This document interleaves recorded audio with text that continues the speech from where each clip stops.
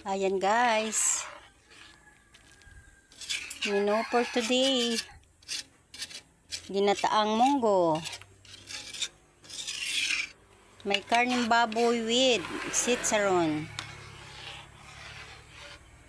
Ang niluto ko guys na tortang talong na ubos na para sa almusal kanina. Ilalagay ko na ngayon itong sitsaron. Sitsarong baboy yan guys. Binili ko doon sa nagtitinda ng balot. Yummy. Tapos sa halip na daw ng ampalaya, dahil walang palengke dito, ito na lang, malunggay. Dahon ng malunggay. Yan. Bili-bili na kayo guys. Bili-bili na. 20-20 lang.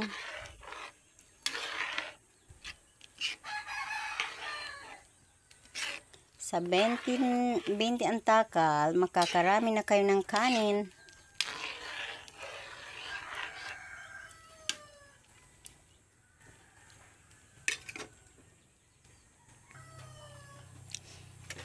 Pag matumal ang paninda, ganito guys ang gagawin. Magdiskarte ng ibang mapagkakitaan para hindi mapurdoy ang puhunan. Kasi mahirap naman yung puro gastos, walang income. Kailangan malaki ang income kisa gastos. Ganun lang yun.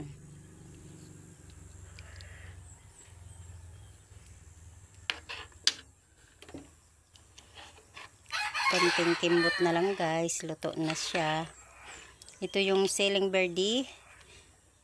Hinarbis ko lang ito guys dyan sa aking tanim. Namunga na. Bawas gastos ko na sa pagbili ng ingredients.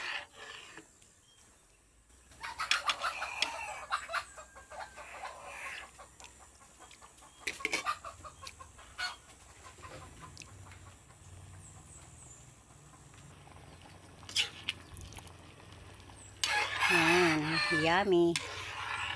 Dati guys, nung panahon na ako'y kusinera sa Manila, ilang years ako guys, nagiging family cook ng malalaking bahay sa Manila.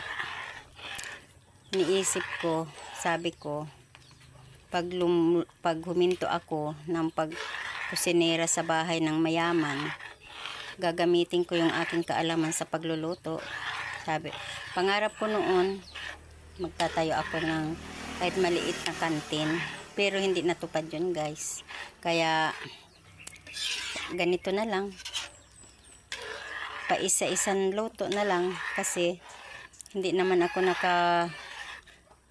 pwesto sa magandang pwesto. Andito lang ako sa maliit na baryo. Kaya, yon, tiyaga-tiyaga lang. Kumita ng konti, okay na. Okay na siya guys. Thank you for watching.